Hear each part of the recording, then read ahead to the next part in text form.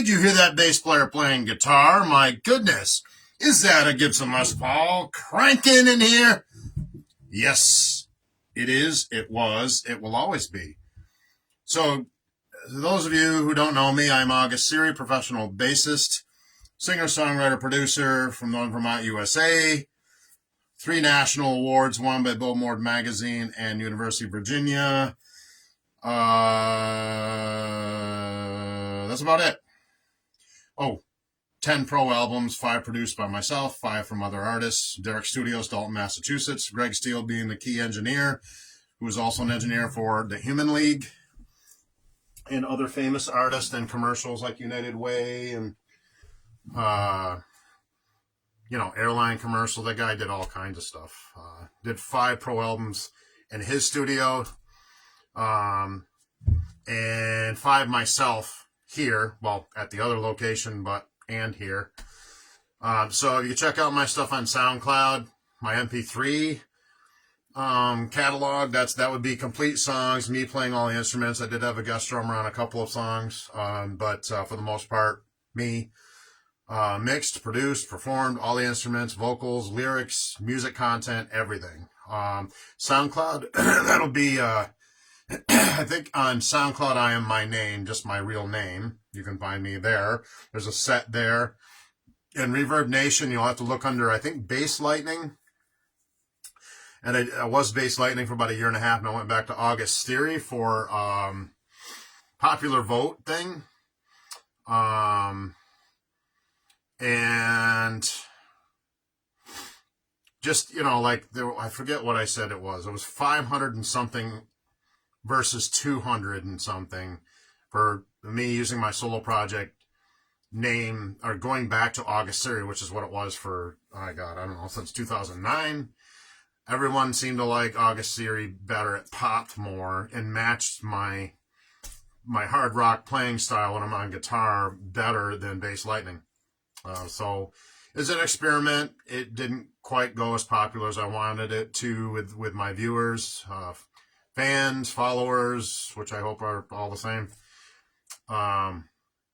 So back to August Siri, it went, I don't know, a few months ago, whatever it was. I aim to please. I am an entertainer. I am a performer. I'm also a professional musician for many years now, since 1983, which is probably before some of you were even born. So just to bring you up to speed, where are we at here? January 30th, 2026 is when this piece is filmed, although this is actually live right now. No AI, no smoke and mirrors, nothing fake about me, my playing. It's very real, very authentic with everything I do. All my online stuff is not, some persona or some fake, BS like you see out there in a lot of platforms, Not everything online is fake. I know this. There are other real artists and other things out there that are not fake. I get it, but there's a percentage of content out there overall that is fake. You need to be able to tell the difference between real, fake, reality versus AI, and other things that are just pretending to be something else, or whatever. Just to, you all know what I'm talking about. Modern world stuff. So anyways, bringing you up to speed. So we're at January 30th here today. The blues show last night at the Innisburg Falls Opera House. Hosted by Secondhand Blues, which is a great blues band, by the way. I think it's a husband and wife team. The front man and the bass player. Good people. Great band. I recorded, I think, 2 of their songs. They opened the show. I did a head count, and there's at least 100 people there. And I was in the middle of the week in the freezing cold, 5 below zero, so... Very successful turnout at the Opera House last night. Killer stage and sound in there. Amazing historical venue. Check out my timeline. I also shared my set and one of the songs from Secondhand Blues out onto Vermont Musicians Facebook group. I also put it on my YouTube channel, my performance part of it, my bit, on my YouTube channel, Hard Rock Vermont. So if you prefer that platform, but that's it. I just do Facebook and YouTube. That's about it. I don't do Instagram, TikTok, Snapchat, Twitter. I don't do any of that stuff. That's just too much. There's enough. I only have so much time to deal with my digital life, part of my life. Which is only part of my life. Very small part, So what this is going to be is it's going to be what I call a living live workshop. So I'm not going to be doing a lot of explaining, maybe a little bit, but what I'm going to be doing is bass and drums. So that's the topic of this workshop, is bass and drums. And you can see this bass, the American Performer 2 Series P bass, that I swapped out my Dark Knight for a while ago. And I love this bass. I love the Dark Knight. I just love this one more because of the retro color finish. Solid elder body, V-Mod pickups, American V-Mod split coil, VMAS bridge, just the real deal, folks. This is not some Mexican or Chinese knockoff fake nonsense. And the sound is outstanding. And it seems like the bigger the stage, the better this thing sounds.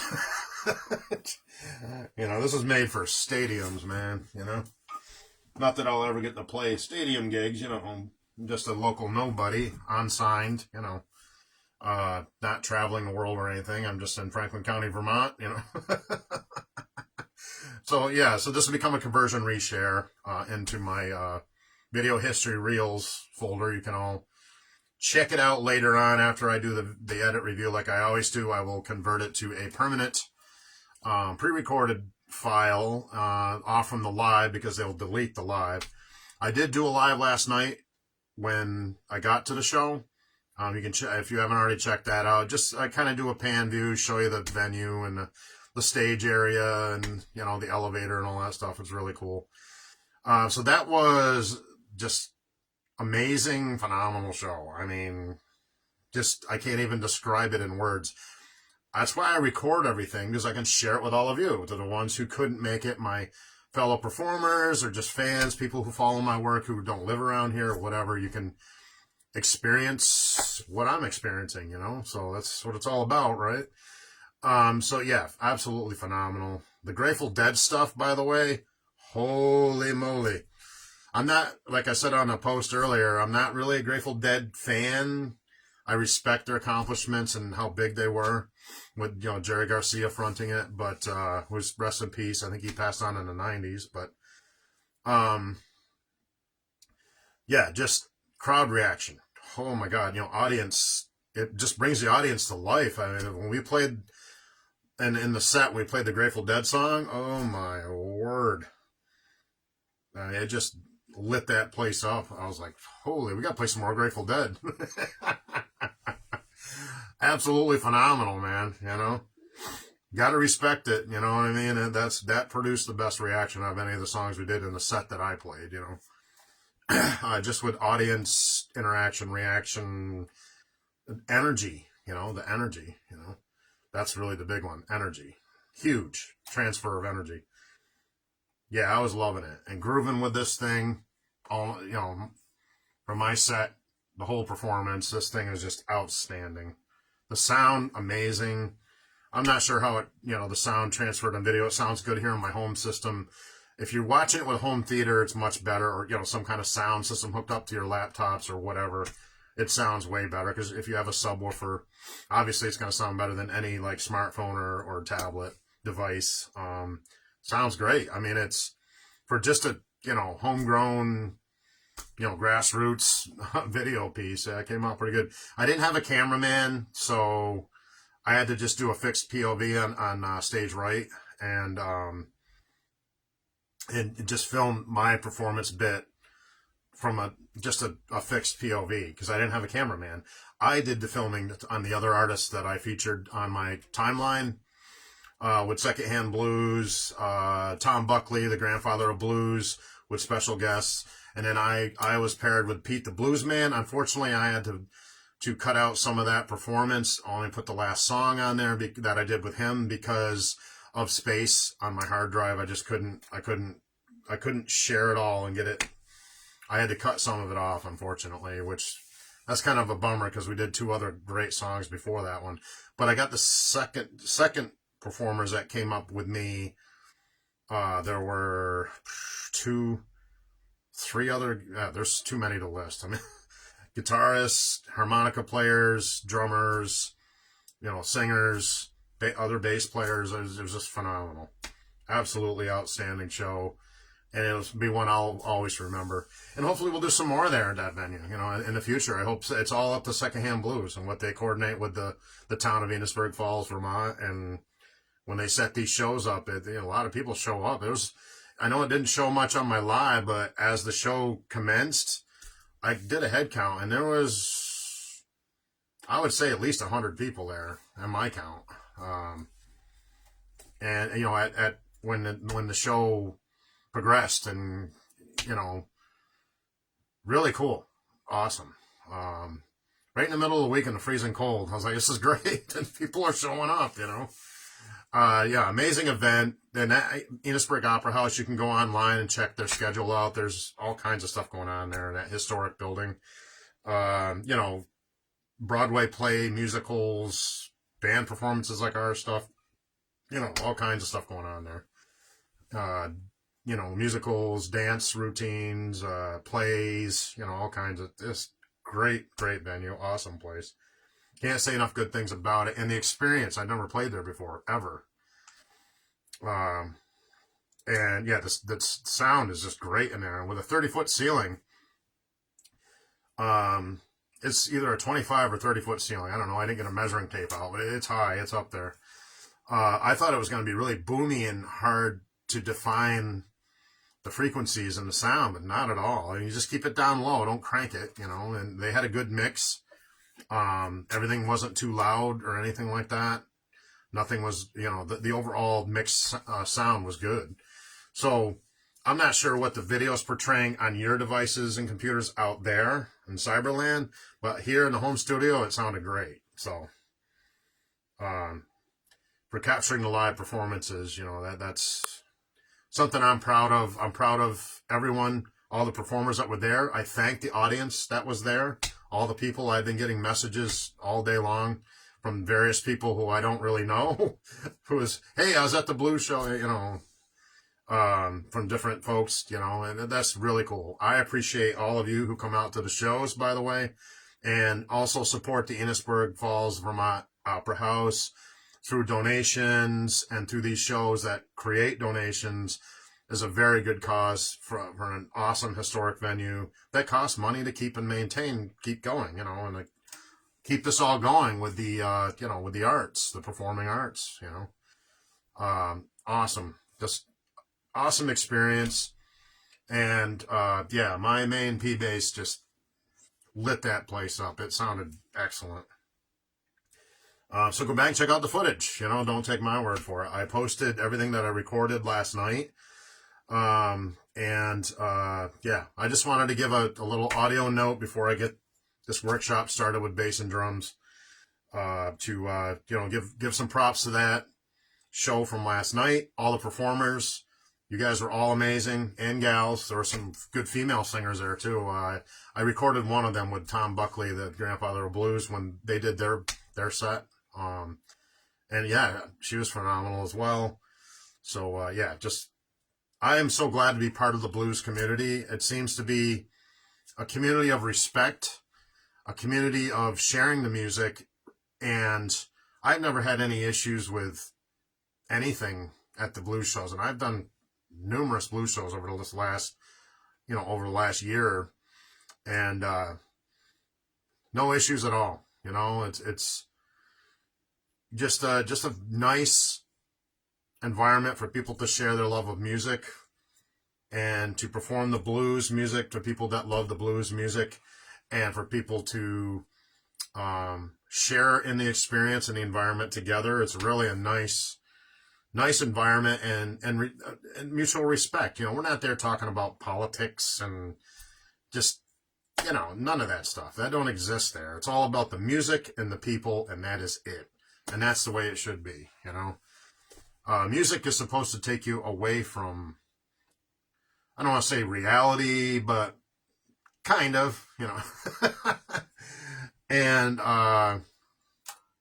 you know, it gives people an escape for a little while, a few hours, whatever it is, whatever, you know, length the show is. And it just brings them into an environment where they can talk with their friends and family, dance if they want to, enjoy the music, watch the performers like myself and many others, super talented performers at that show last night. Some of them I recognized from the Twigs Blues shows, which was really cool. We talked and, you know, they recognized me, you know, yeah, just very cool. So we're going to move on. We're going to, as you know, I'm about today and moving forward, not yesterday. I just wanted to give some props to the Amazing Blues Show, which I posted some footage of on my timeline and out on my YouTube channel. And I just wanted to let you all know that. You can go check that out at your convenience. So the topic for this bass workshop is bass and drums. That is all it is. And instead of me getting into, you know, theory and breaking down different techniques and different licks that I use in my playing, which I've done numerous workshops on, bass and guitar, you know, my creation cave, sculpting parts, you know, all that kind of stuff, you know, how I apply theory to the neck, whether I'm on bass or guitar, what I do for, if I'm in, you know, hexatonic mode, if I'm doing, you know, some pentatonic stuff, hybrid scale, getting into some of the modes now where I'm creating stuff from the 7 modes, you know, the Ionian, Dorian, Phrygian, Lydian, Mixolydian, Aeolian, you know, natural minor, harmonic minor, melodic minor, you know. I've gone into some of that, and I'm starting to get into the modes and then creating solo-based pieces. I'll take the mode, basically, the actual mode, the notes in that particular scale, going across the board, the 7 old church modes, and I'm creating an entire piece of music from each of those church modes. I did Phrygian Dominant last week or the other day, whatever it was. So check that one out. And then I kind of went out of order, but, you know, I should have started with Ionian, but whatever. I'm going to start doing some more of that, incorporating that into my solo-based stuff, because it creates an interesting vibe with combining theory with creativity and doing my variations like, you know, I love mode switching and everything else. So anyways, bass and drums. So what we're going to do is I'm just going to play some bass lines. I'm going to select some drum beats from Mr. E Drummer, who is my favorite drummer. His name is JJ, by the way. He's sitting right over here, but you can't see him because he's quiet. He's chill, you know. He just does what he's told, you know. He's obedient. He's very obedient. Yes. All right. Let's get this going here. Let's see. We'll get a sound mix, and I'm going to do a cam check as well.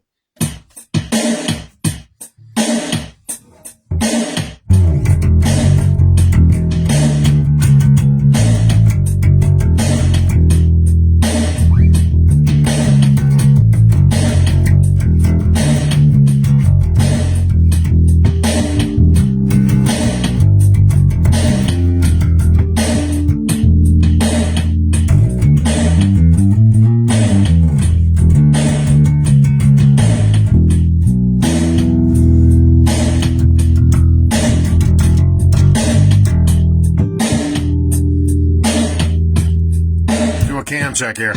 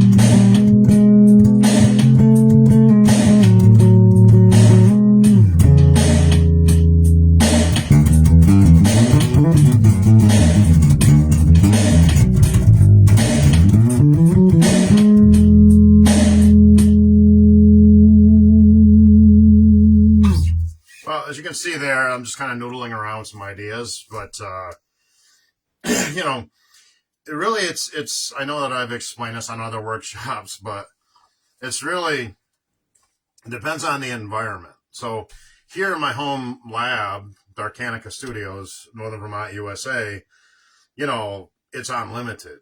It's I always show like I show because I record when I do my musical endeavors, but I always say in my dialogue, studio to stage, because the environments are different. And what's different about the environments is unlimited freedom here. I can do whatever I want and record it. I'm not going to put crap out there. If there's something I don't like, I'm my own worst critic, then I don't release it. I do play as if I would be playing out live when I'm doing like, my solo bass or guitar work, obviously my sound stage stuff. That's all as if I was playing out live anyways. Even though I'm recording it here, I'm not actually out in front of people. But out in front of people is really where it's at. You know what I'm saying?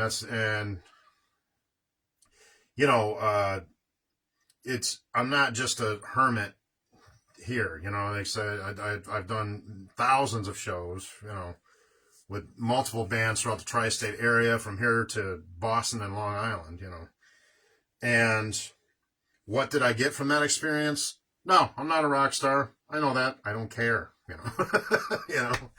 I just, cover bands, dance rock classics, blues and funk bands, that kind of stuff. Anything that would get me work. That's basically what it is. It's what's going to pay you in that environment, because studio to stage, this environment here, I'm not being controlled by a manager or told, you're not going to get hired back if you don't get people out on the dance floor or whatever. You know what I'm saying? I can do whatever I want, which is why I have to have this in this new virtual world. I'm pre-internet dinosaur, like some of you probably watching this are the same, and some not. Some, depends on the age thing, but it's all about, preferences and what I'm doing. So since the topic is bass and drums, I'll try to stay on topic with that, but it does absolutely have to do with the type of bass lines that I'm creating are environmental based. So if I'm just here, like what I just showed you there in that last example piece, I'll do some more of this stuff, in a minute, but,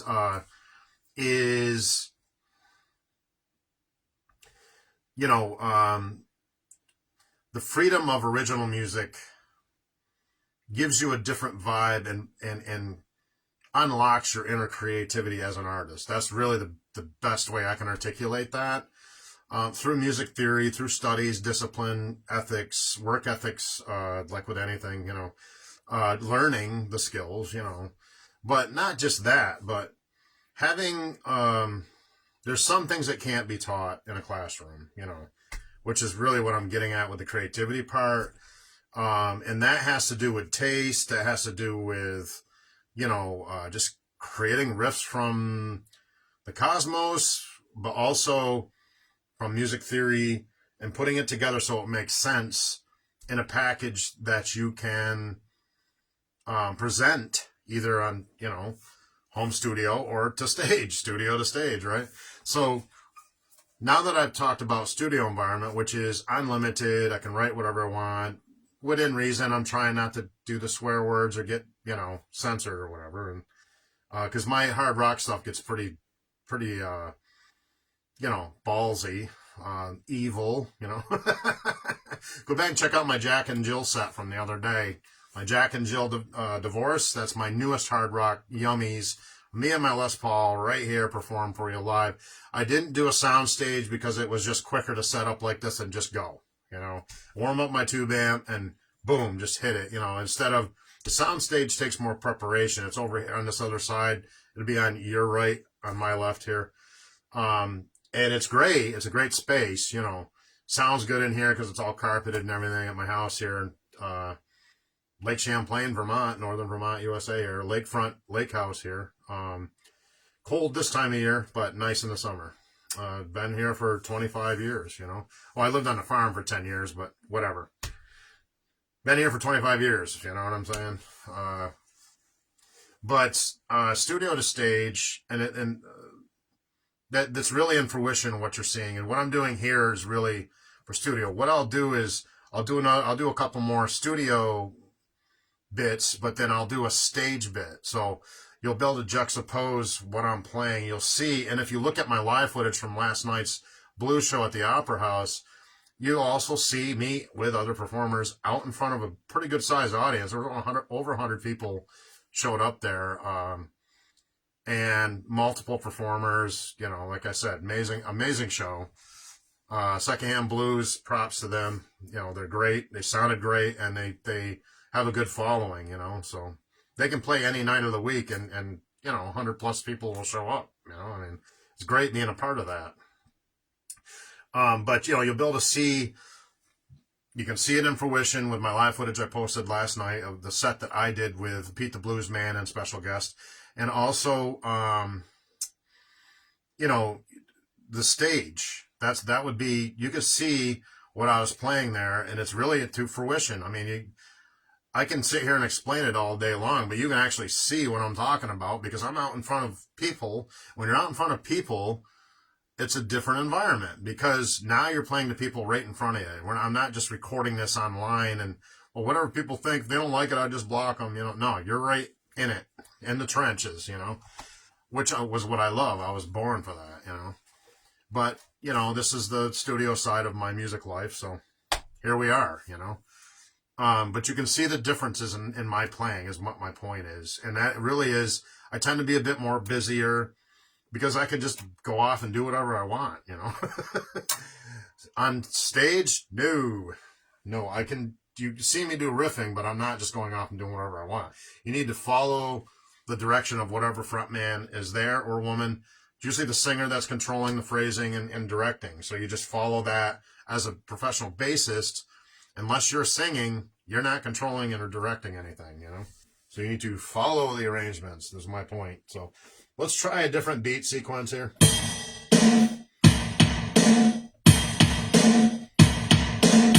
little faster tempo. Let's see if I can get a little more stage behind it.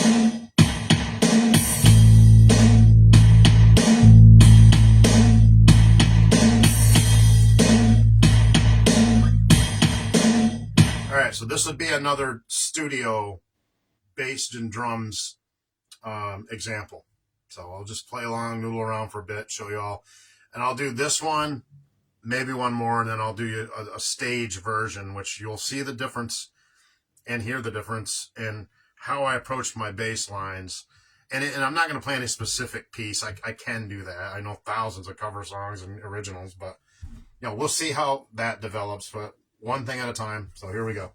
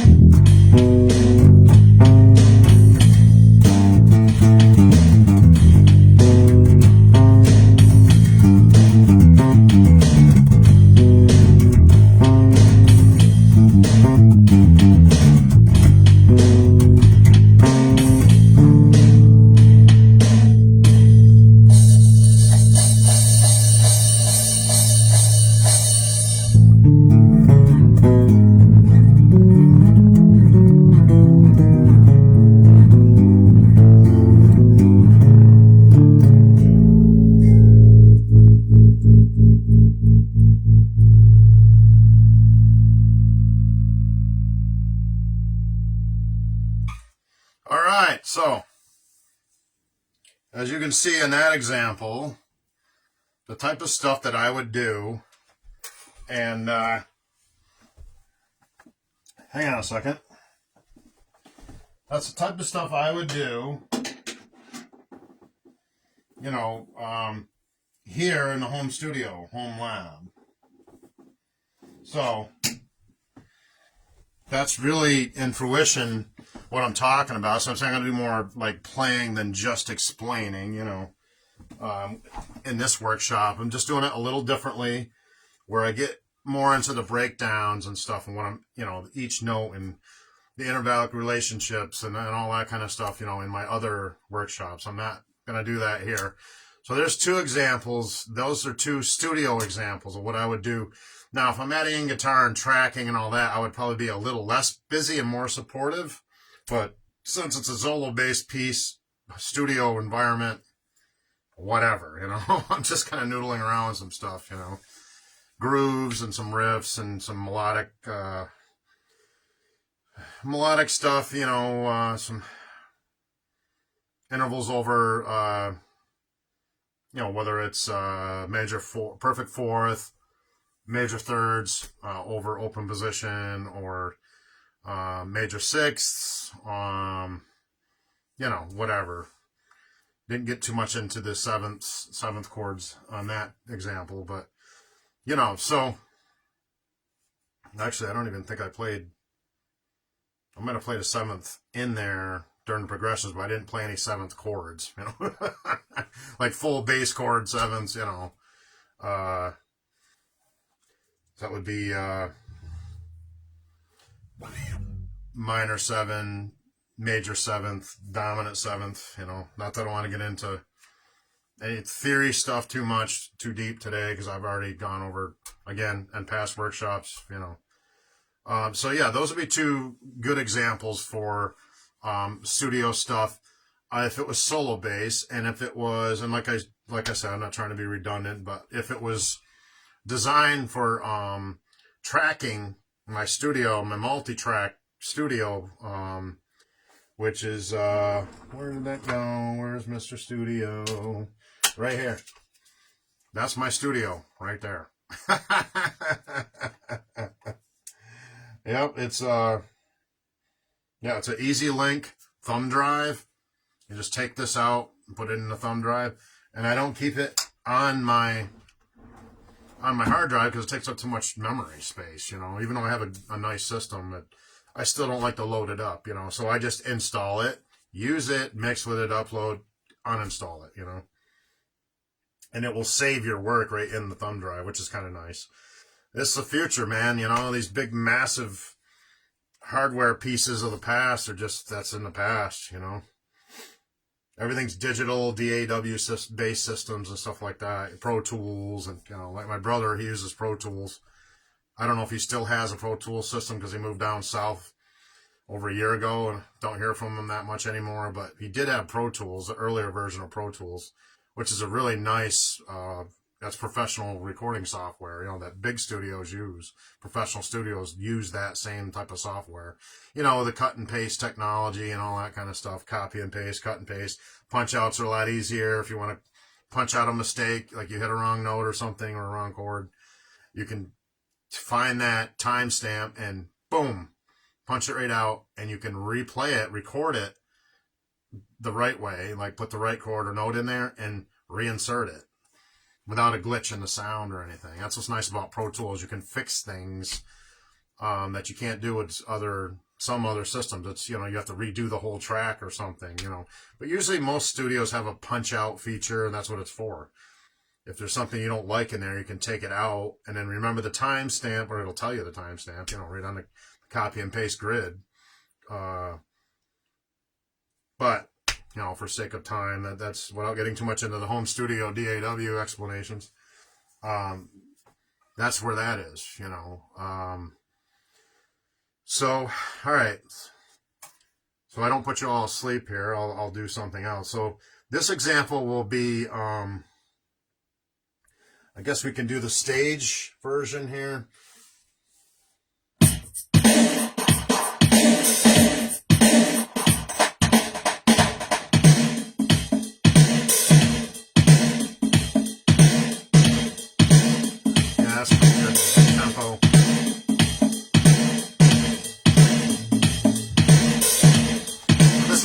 stage.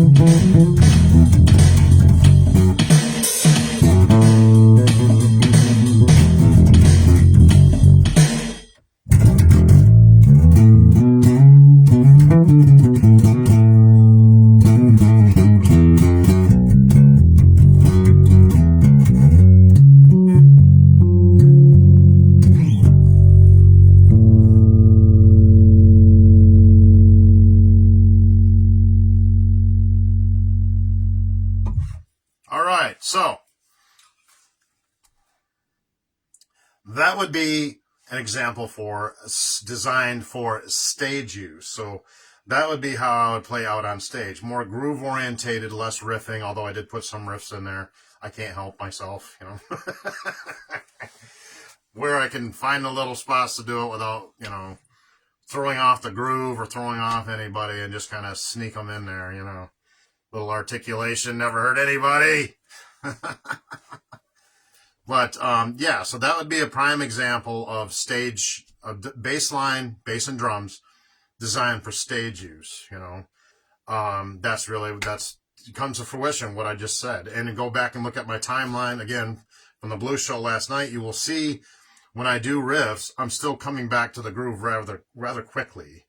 I did get a bass solo in an earlier song, but again, that some of that got cut off because of my hard drive memory and my portable device. Just I couldn't put any more on it, and something had to get cut, unfortunately. So I kept most of it. I just missed about 20 minutes, unfortunately, 20 minutes or so with Pete the Blues Man. I just got one piece with him. And then you had the bass player for Secondhand Blues come up, make an announcement, and while the other musicians were coming up, and then I finished the set with the other front man. So, you know, so that's right, just Pete the Blues Man and Chuck Rice and special guests, because I can't remember all their names. A lot of performers, and I don't remember all of them, you know. So basically, that's no pun intended. Basically, that's really where I'm at with that kind of stuff. So it's really about developing good skills, developing a good feel on the instrument, and this is mainly directed at you bass players out there. From my experience of doing this for over 40 years professionally, meaning out in front of people for money, that's what I've developed over time in my own experiences. You know, out on the road, you know, in the trenches, you know, for decades. So that's where it's at. I know what works and what doesn't work, and I'm always learning. You know, I'm always learning. It's a lifetime study. You'll never master an instrument. If you think you have, you're delusional. It's like I said before. It's a lifetime study, and improving your skills and adding to your toolbox is a never-ending trail. I always say that too, and it is a never-ending trail because I'm still learning stuff. I mean, I've been doing this forever, you know. And so that's really the point I wanted to make. If you get anything out of this workshop today, is that from studio to stage, the tools are the same. It's just you use different tools in your toolbox depending on the environment. That's really you know, and the tools themselves. I've touched on some of that, and you know, with techniques and scale configurations, bass chords, modes, arpeggios, intervals, scale degree, how to, you know, differentiate stuff. I will get into more in-depth theory stuff with future, not just workshops, but solo bass performances. And I have more guitar stuff as well. It's just I can only do so much at one time. There's only so much time in a day, folks, you know. I am professional bass player number one. Guitar is really secondary. It's just a writing tool for me. So guitar is my toy, bass is my tool. I always say that, you know, because I have more versatility and experience on the bass because that's what I've done forever, you know. I've done guitar out live on stage before, but not as a full-time gig, you know. Bass has always really been my best skill, my main skill, and what I'm most experienced and confident at, you know. I love my guitar work, don't get me wrong. And I do know a bunch of cover songs. I could do it out live, but I've explained this before as well. But for those of you who don't watch much of my content, you know, I don't, you know, I don't aspire to be an Eddie Van Halen wannabe, another cover band guitarist out there. blaze my own trail with my guitar. My guitar work's very sacred to me because it's authentic, it's original, and it's from my inner soul. It's really who I am as a performer, as a hard rock artist, you know. However, the versatility and my love of blues and jazz and funk and classic rock and hard rock and metal, and older country. I like some old country stuff. The new country isn't country music, let's face it, folks. Not to get into that whole, you know, subjective analysis, but it's not. It's not really. New country is just rock and roll with different subject matter. That's all it is, with fake cowboys and Barbie dolls. That's all it is. The real country, Johnny Cash. The real country, Willie Nelson. George Jones. You know, those artists. Hank Williams. Senior over Junior, definitely. That's real country. Merle Haggard, you know. All those big names, you know. Roy Clark. The guy was a phenomenal guitar player from Hee Haw. Remember the series Hee Haw? Roy Clark was actually a phenomenal guitar player. Great guitarist. So was Jerry Lewis. Jerry Lewis, not the telephone guy. Jerry Reed from the actor who used to play, you know, like with Burt Reynolds. He used to play a tall, thin guy. That guy's a phenomenal guitar player. I mean, like, for real. There's footage of him playing with Chet Atkins on stage, and I tell you, there aren't a lot of people who can go toe-to-toe with Chet Atkins, but he's one of them, you know. And, yeah, Jerry Reed, that guy's a phenomenal guitar player, you know. Weird, I never knew that until, like, the last, I don't know, 15, 20 years or so, where I started watching the online stuff. I didn't know he was such an accomplished guitarist, you know, excellent, just instrumental guitar player guy, you know, sweet picking. I mean, that guy was amazing. I was like, yeah, that's Jerry Reed. That's a dude that was in the, Convoy movie or whatever, you know. But yeah, so check his stuff out. Jerry Reed was a phenomenal guitarist.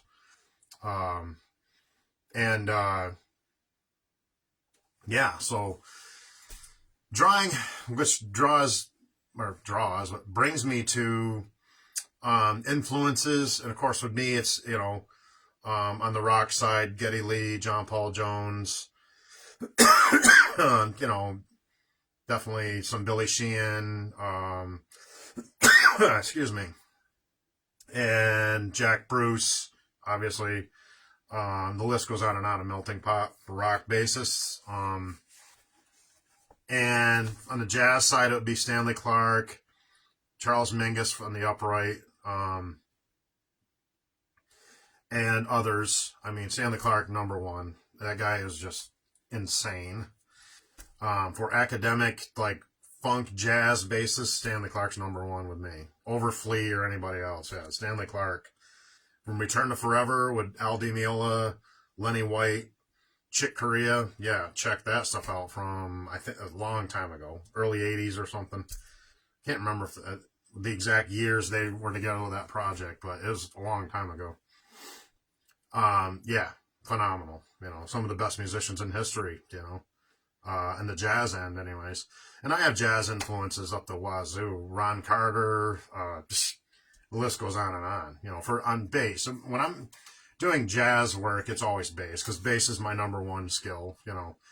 When my guitar work, I'm not as versatile by choice, because there's only so much time in the day. I don't want to spend 4 hours a day deciphering Joe Pass riffs, you know, or Alan Holdsworth, or, you know. That's a lot of studying and a lot of work, you know. But I do, however, do that stuff with bass, you know, so. Only so much time in the day, right? So that's about it. So we're going to close this piece out today. Just a short little workshop here on the topic bass and drums. I'll put you all back on my my recent set, which is, let me see here. Oh, I've got some more notifications coming in. Wow, yeah, getting a lot of stuff from that show last night, like messaging and notifications. I do stuff like that. It gets out there, you know. really cool. You know, all good, man. All good. Glad to have been a part of it and can't wait for the next one. I know I have some more shows scheduled. I'll be doing way more shows, just like last year. I mean, I did multiple shows last year, and I recorded most of them. So you can see it on my Reels folder on my Facebook timeline profile. You know, some of that is out on my YouTube channel, Hard Rock Vermont, and most of it derives from here. So this is where it starts, and that's the only place I really share it out is Facebook group Vermont Musicians and out to my Hard Rock Vermont channel. I got plenty of exposure, just really right here. I get a lot of views and exposure, interaction, private messages. That's why I do the Q&As once in a while, because I get a lot of questions built up really on my playing. I did have that with my logging work and my chainsaw stuff on the farm. Family owns 6 farms, and it's 2,000 acres. So I got lots of chainsaw work, folks, for 20 years now.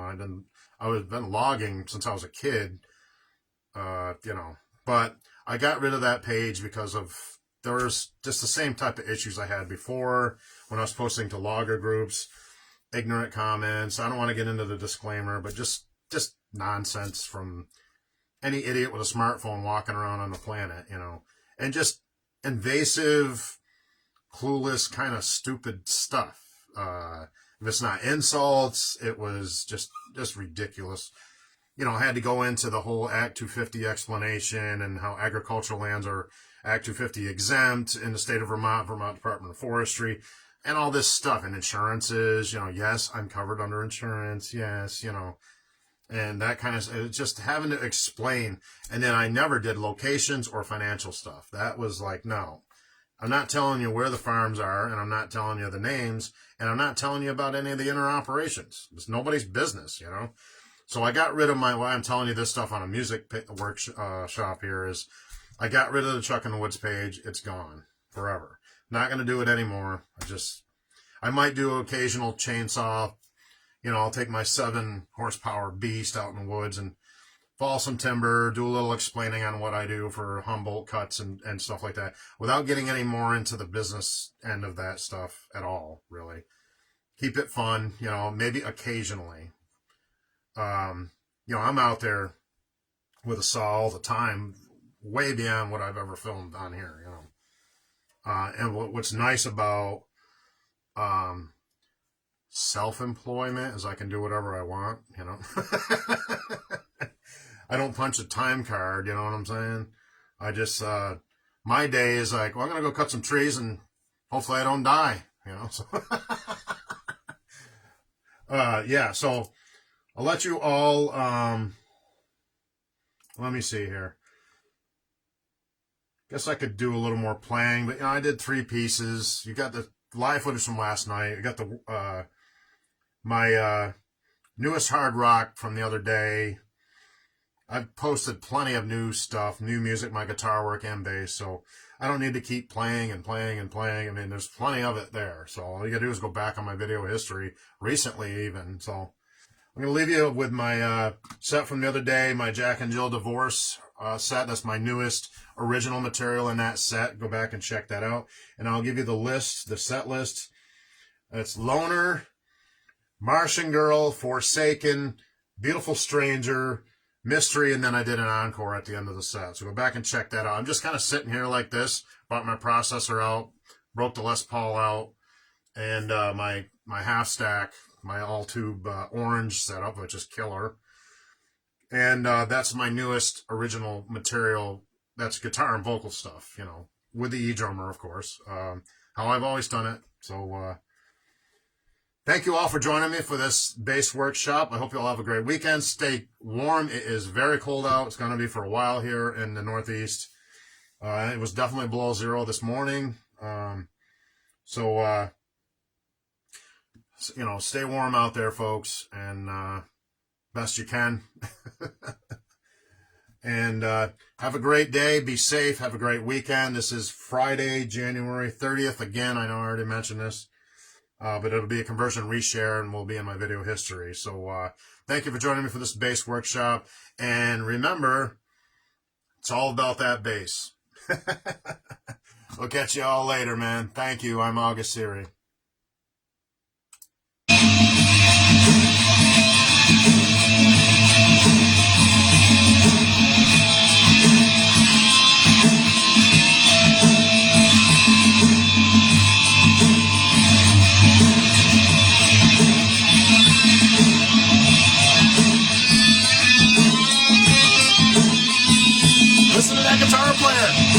bass player.